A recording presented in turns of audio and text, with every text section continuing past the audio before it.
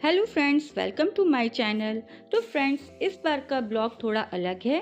जी हाँ, मैं इस बार का ब्लॉग उन गर्भवती महिलाओं के लिए लेके आई हूँ जो माँ बनने जा रही हैं या जो माँ बनने की प्लानिंग कर रही हैं। तो जी हाँ दोस्तों, जब मैं प्रेग्नेंट थी तो मेरी प्रेगनेंसी जर्नी कैसी रही, कैसे मेरा मन बहुत शांत रहा, बहुत काम रहा और बहुत अच्छे से मैंने ये जर्नी अपनी बिताई और अपने एक स्वस्थ बच्चे को जन्म दिया। जी हाँ, ये जो जर्नी होती है बहुत उतार चढ़ाव होती है। इस जर्नी में माँ को बहुत सी चीज़ों का सामना करना पड़ता है जिसमें होता है और वो समझ नहीं पाती कि मैं ऐसी सिचुएशन में क्या करूँ। तो बस आप कुछ मत कीजिए। हमारे अध्यात्म से बढ़ कर के कुछ भी नहीं है इस दुनिया में। आजकल बाहर के विदेशी लोग भी हमारे अध्यात्म को ही अपना रहे हैं, हमारे भागवत जैसे ग्रंथ को वो अपना रहे हैं, अपने बच्चों को वो दे रहे हैं, अपनी आने वाली पीढ़ियों में वो भागवत का ज्ञान दे रहे हैं जिससे उनके बच्चे बहुत ही अच्छे मतलब एक अच्छे इंसान ही बन करके आगे बढ़ रही हैं और दुनिया में नाम कमा रही हैं। तो जब हमारे पास वो चीज़ें, हमारे पास इतनी अनमोल धरोहर है तो उसका लाभ हमारी संतान क्यों ना उठाए। तो बस आप सिर्फ इतना करिए कि आप अपने 8वें 9वें महीने में, हो सके तो छठे महीने से ही आप भागवत सुनना शुरू कर दीजिए, जिससे आपको दिव्य अनुभूति तो होगी ही होगी, आपके बच्चे के मानसिक शारीरिक स्वास्थ्य पे ये उसका बहुत अच्छा अनुभव पड़ेगा। आपने तो सुना होगा कि जब अर्जुन उत्तरा को बता रहे थे चक्रव्यूह भेदना, तो गर्भस्थ शिशु पूरा चक्रव्यूह भेदने की कला को सीख लिया था, पर उसकी माँ की जब आँख लग गई तो चक्रव्यूह से बाहर कैसे निकला जाता है वो उसको नहीं सीख पाया क्योंकि उत्तरा सो गई थी। तो इसीलिए कहा जाता है कि अगर आप गर्भवती हैं तो आप जिस प्रकार की चीज़ें सुनेंगी आपका शिशु भी सब कुछ वैसे ही महसूस करता है, सब कुछ वो श्रवण करता है, बस वो बाहर नहीं है लेकिन आंतरिक वो सब कुछ सुन रहा है। आप भी आध्यात्मिक शैली अपनाइए, आध्यात्मिक पद्धति अपनाइए, पूजा पाठ, धर्म, कर्म, दान, पुण्य सब कुछ करिए जितना आपसे हो सके और भागवत का नित्य श्रवण अवश्य करें।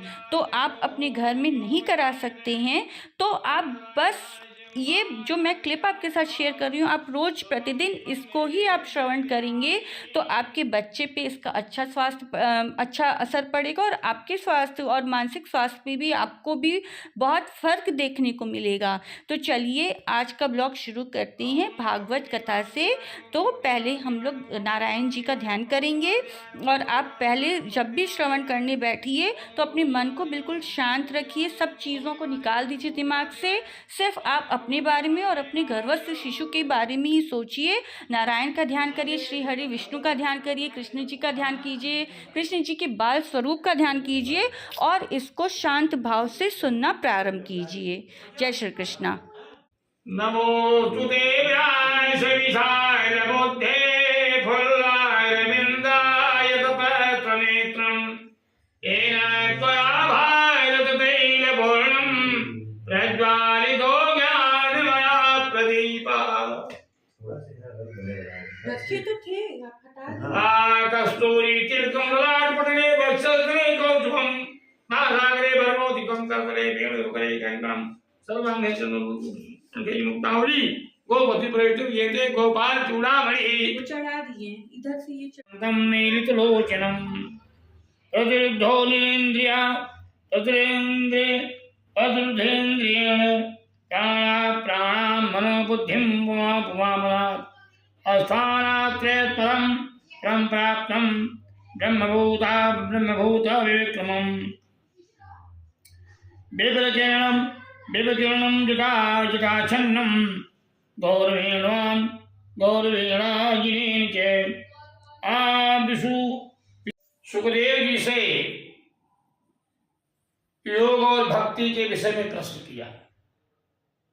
तो योग और भक्ति के विषय में प्रश्न करते हुए सुखदेव जी ने उत्तर दिया। अब राजा परीक्षित फिर प्रश्न करता है, एवं मेतदितं पृष्टवान् यद्भवान् मम नृणामिन्द्रियमाणानां मनुष्येषु मुनीश्वराम्। कहता है, राजा परीक्षित कहते हैं, एवं में चरितम पृष्ठवान, यह भगवान बना।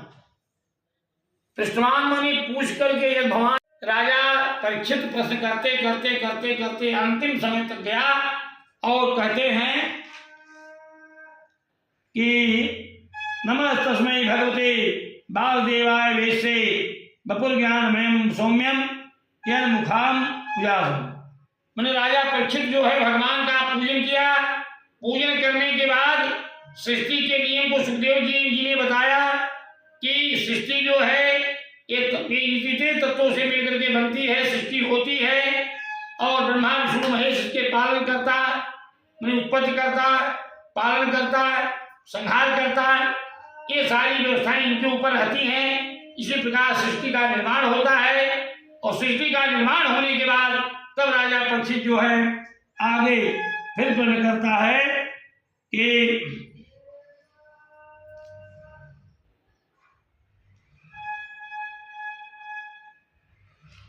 अब राजा परीक्षित कहता है कि भाई ये तो हो गया, लेकिन ब्रह्मांड क्या है?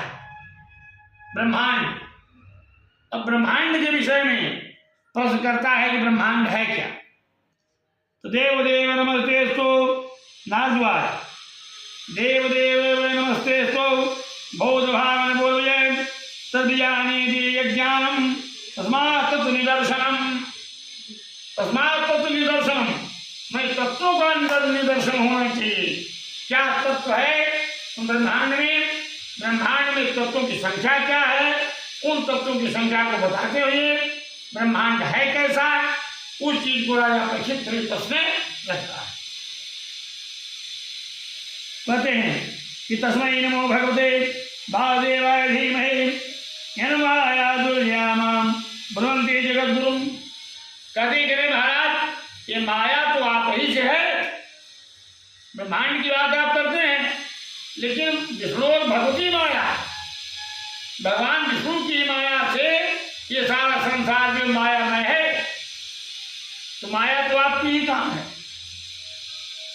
तस्मै नमो भगवते वासुदेवाय धीमहि, इस प्रकार से भगवान को नमस्कार करते हुए यन माया दुर्यानाम वृद्धि जगद्गुरुं विरज्यमानयास्य अस्थातुमेख्य पुरा विमोहिता विगतंथे मामाह मृदि लोके। कहते हैं कि आपकी माया से ही तो संसार मोहित है। आप ब्रह्मांड की बात करते हैं, लेकिन ब्रह्मांड में भी तो माया आच्छादित है, माया से आच्छादित ब्रह्मांड है। संसार में तो माया है, लेकिन संसार में माया होने के साथ साथ ब्रह्मांड को ही माया ने आच्छादित कर दिया है, घेर लिया है।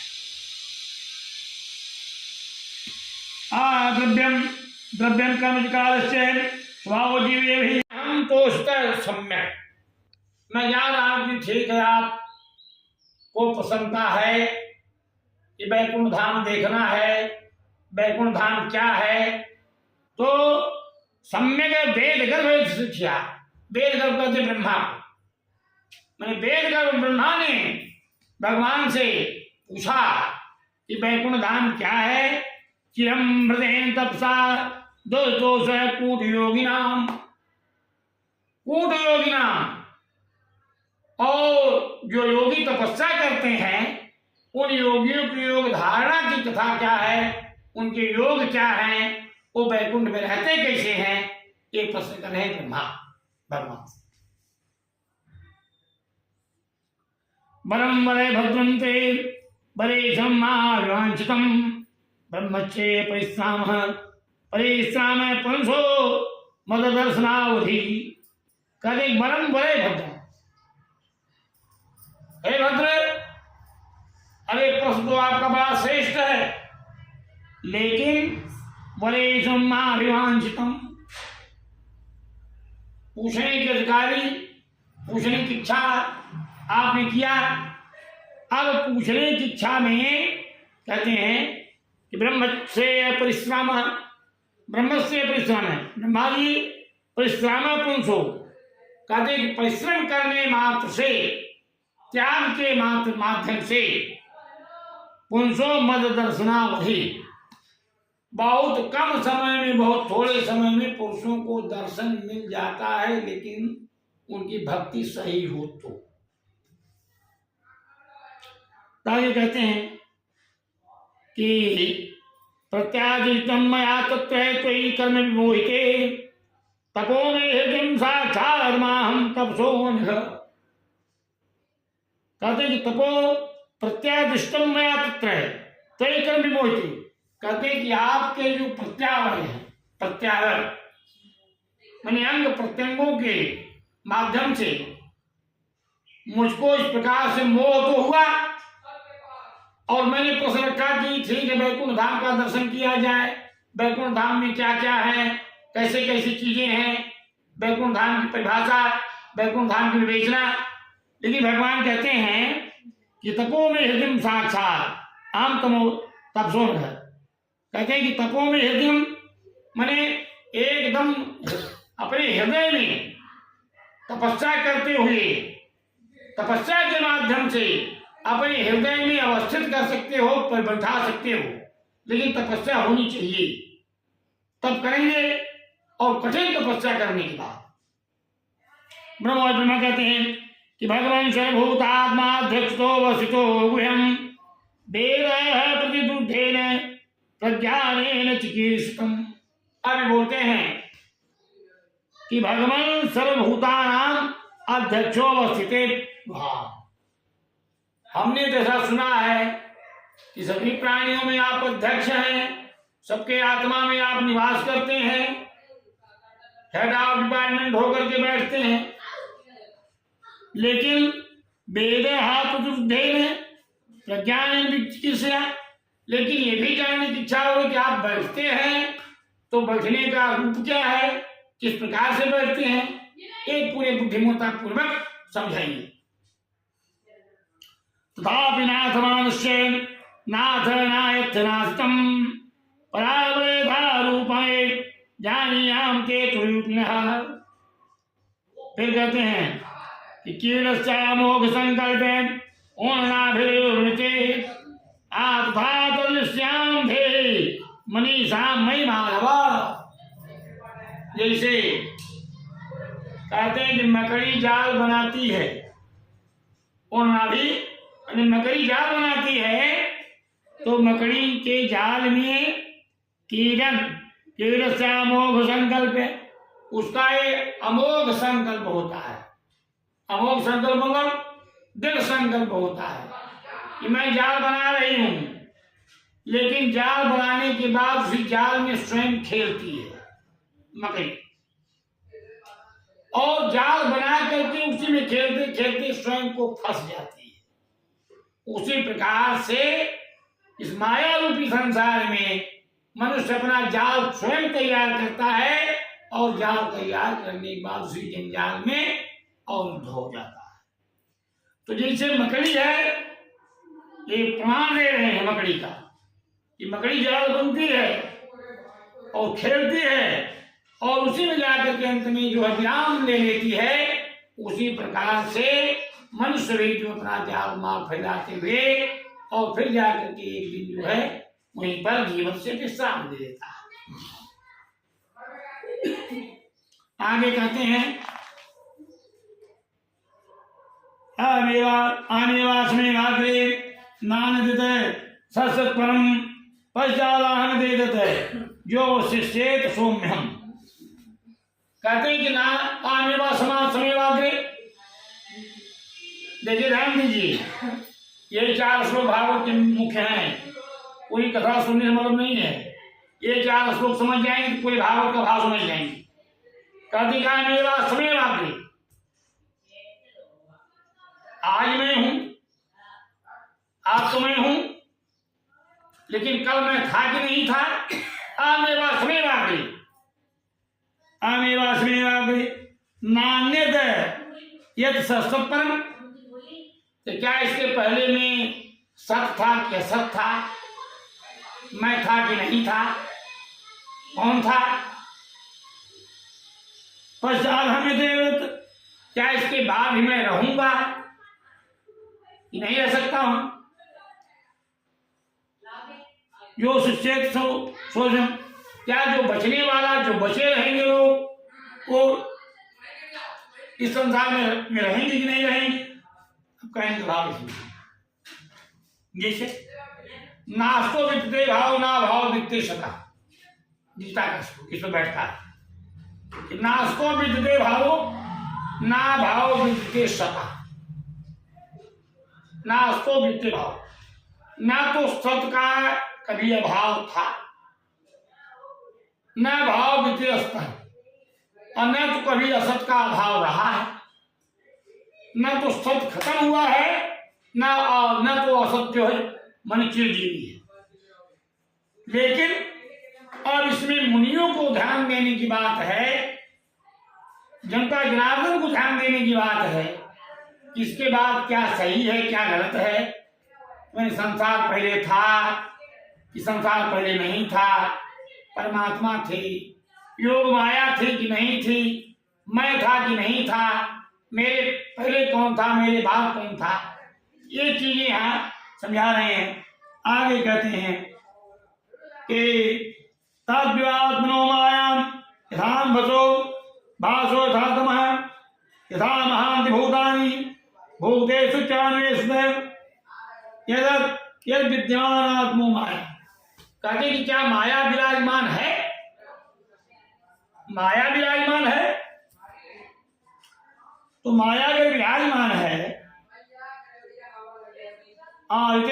प्रतीते न प्रतीते चात्मनि तद्विदात्मनो मायाम यथाम भासोथम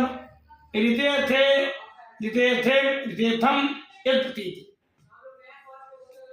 क्या सत्य की प्रतीति है? सत्य की प्रतीति है कि असत की प्रतीति है कि सत्य ही असत है, असत्य ही सत्य है, ऐसा कहते हैं। और ना प्रतीति चात्मनि, लेकिन ये प्रमाण नहीं मिलता है, ये सिद्ध नहीं होता है कि सत्य क्या है असत क्या है। अब जैसे समझिए कि जैसे रज्जु और सर्प का भाव हो, कि हम देखते हैं कि सर्प है कि रज्जु है, रज्जु है कि सर्प है, एक बार तो कहते नहीं ये सर्प है। काली रस्सी पड़ी हो, अंधकार हो, और हम देखें